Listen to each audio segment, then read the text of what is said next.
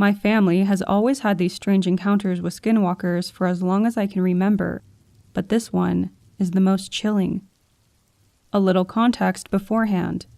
This story involves my mother's cousin who lived not far from us. This story is told from different family members, herself, her son, and my aunt. My mother's cousin had always been an outgoing person, always meeting people. She was practically the life of any party. She had been in a very long relationship with her 2 kids' father for years, and when that ended, she became a single mother for years. Meeting someone new was not her top priority, but after being single for a while, she had met someone. She had fallen head over heels in love with him, and so did her kids. He was not a bad guy, and he did truly care for her and her kids. But after being together for a year, they both began being plagued by a skinwalker. Things started out small, like small taps on the windows, to hearing whispers outside their bedroom window. But with each visit, things got worse. One of the first encounters that happened, they had been asleep when her boyfriend had awoken in the middle of the night and needed to use the restroom. On the reservation, indoor plumbing and running water was still non-existent, so he had to do his business outside in the outhouse. He explained that he was then hit with a strong smell of decay and death. Wondering what that smell was and not really wanting to find out, he quickly finished and made a quick dash back to the house. As he neared the back door, he made one last look towards the outhouse. He said that he really wished he hadn't done this. Next to the outhouse stood a black figure. It was gaunt and rail-thin. As he stared at it, he said it hunched over and stood on all fours like a dog. Thinking it was his eyes playing tricks on him, he blew it off and went back to bed. The following day, everything appeared to be normal again, and he never mentioned the encounter to his girlfriend.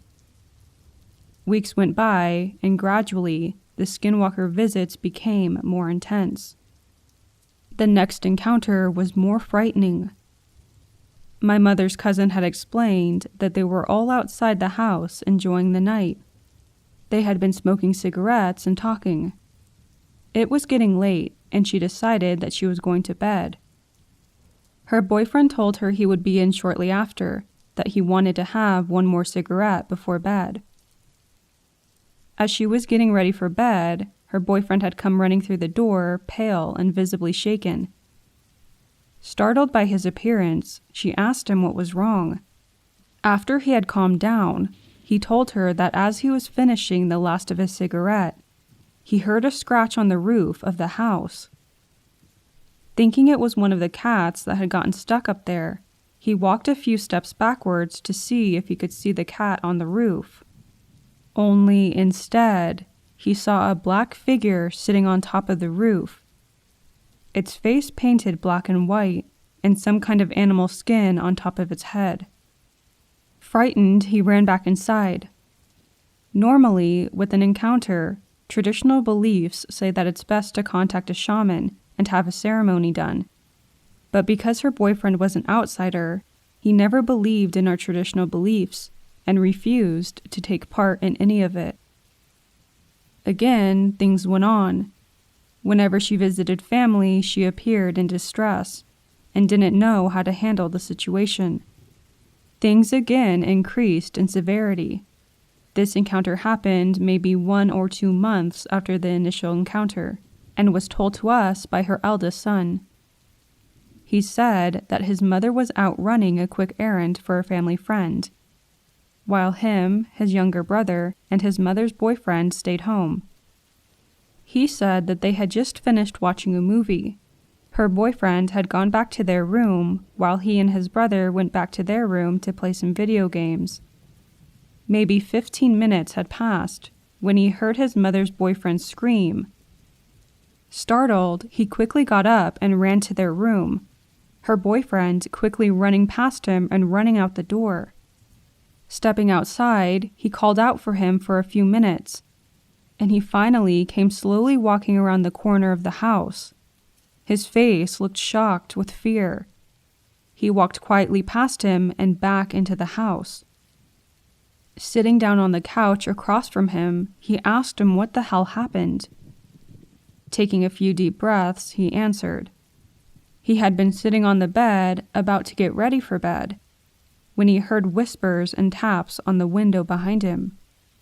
Thinking it was his stepson or the youngest brother playing a joke on him, he quickly got up and pulled the shade apart, coming face to face with a Skinwalker. He locked eyes with it and described it again with its face being painted, wearing an animal pelt on top of its head, and its eyes glowed an unnatural color. Frightened, he asked him where he and his younger brother were at, and they said in his room playing video games. Growing concerned, her son finally asked his mother to please speak to his grandma about the encounter.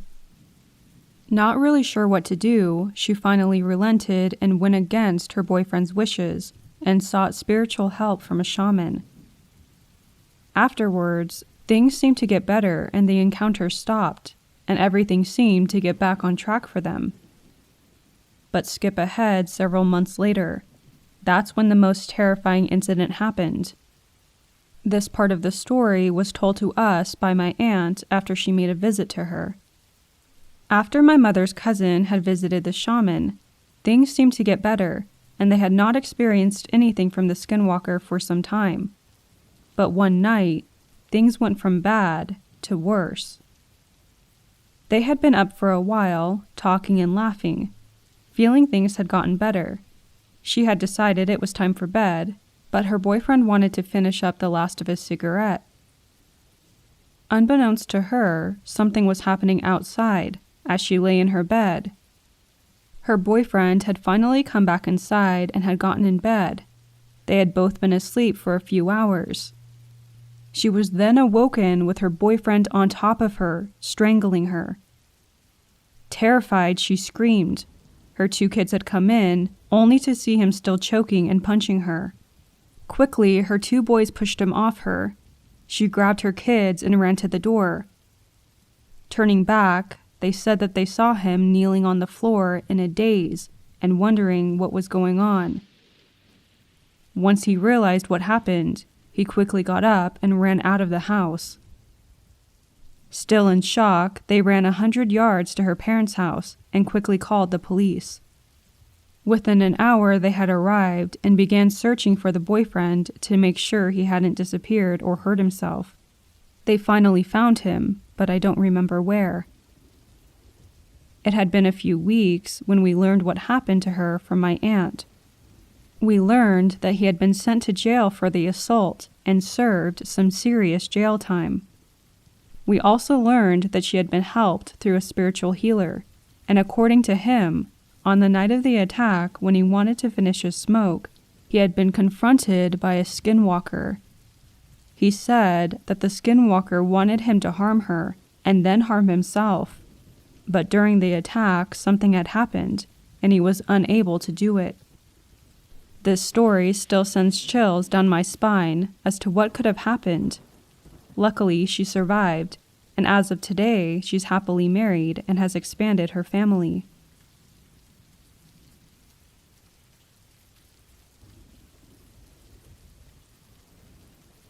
I believe I saw what a lot of people call a not deer last fall.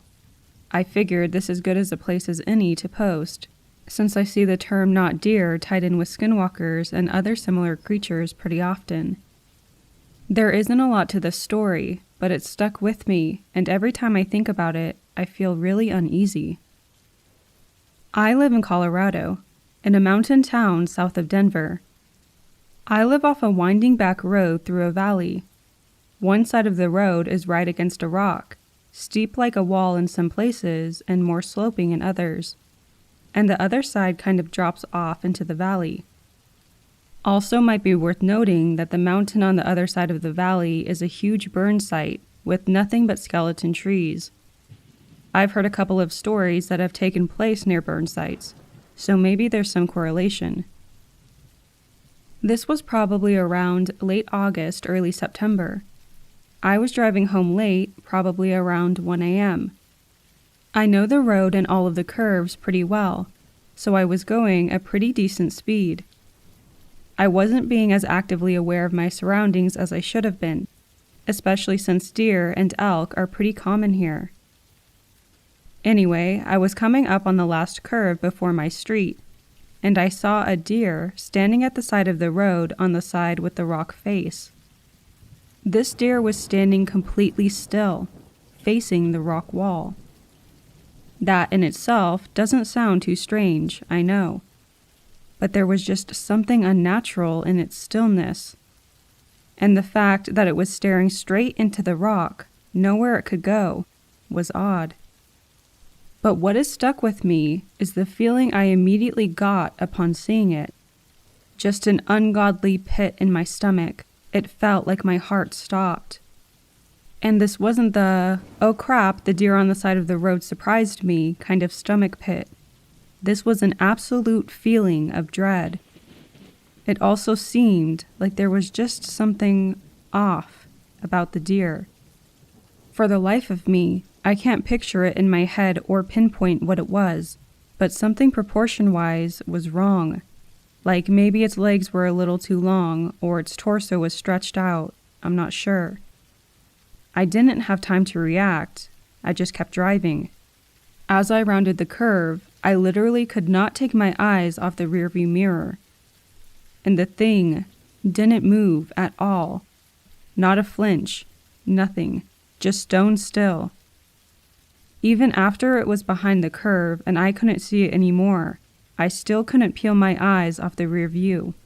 I pulled into the garage and hit the garage door before I had even parked, and when I got out of the car, I couldn't stop myself from running up the stairs. I couldn't shake the feeling of dread, like I was in danger. I'm not by any means superstitious. I like stories about cryptids and I think they're super interesting, but I've never really believed them. But since that night, as short-lived as that encounter was, if there was one supernatural thing I believe in, it was that creature. I know in my gut it wasn't just a deer. It's also worth noting that after I told my visiting friend about the experience, she admitted that that year, when she was visiting for the first time, she had felt a similar dread and pit in the stomach as we had approached that same spot.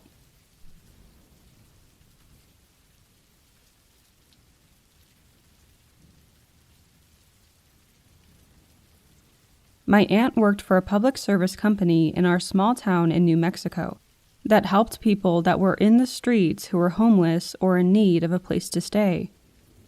Most times they would get calls from the local police or nearby hospitals if someone was either intoxicated or just needed a warm bed. Her position at the company was a driver. When they received a call, she was tasked with picking them up. On this night, things took a terrifying turn. Local police had gotten several calls from a nearby neighborhood of someone walking around the area, and were afraid he may break into somebody's house. Dispatch had sent out a unit to see what was going on. Once they were there, they had found a male wandering the nearby foothills. At this point, the company was called and were asked to send one of their crew to pick up the person. A company van was sent that had just picked up a couple of people and was already en route. When they got to the neighborhood, the van pulled up to the police. The driver, who was a close friend to my aunt, said the two officers were frightened and looked like they had seen a ghost. One of the officers brought the individual out of the squad car. One terrified look from the driver, and he knew what they were picking up. It was a Skinwalker. Horrified and not wanting to touch this thing, he led him to the back of the van. Confused, his partner asked him what was wrong. His only response was, "Let's get back fast. I don't want to be around this thing for too long." His partner opened up the back of the van, and much to the shock of the other passengers, the Skinwalker got in and quickly squeezed into one side of the van. Once back at the main facility, the two men led the people inside. My aunt saw what was walking in and she was terrified. She asked her friend if she could handle the check-in by herself, while she excused herself to another part of the building. When everyone was checked in, my aunt told them to turn in whatever valuables they had. As everyone had finished taking everything out of their pockets, the only one who hadn't was the Skinwalker. There were only 2 people brave enough to go through its pockets, and what they find scares them even more. As they start pulling items out of its pockets, they were shocked at what they found. They begin pulling out strands of hair, fingernails, pieces of small bones, and cigarette butts. It also wore a small pouch around its neck. By this point, the staff were so scared that they refused to look inside.